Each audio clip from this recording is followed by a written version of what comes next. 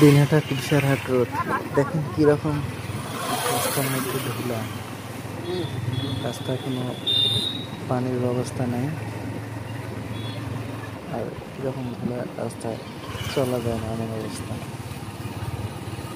রাস্তায় চলার সময় চোখে দেখা যায় না, ধুলি ঝড়ে মনে হয় মরুভূমির ধুলি ঝড় ওঠে রাস্তায়। যখন এক একটা গাড়ি যায় তখন একটা ধুলি ঝড় আসে।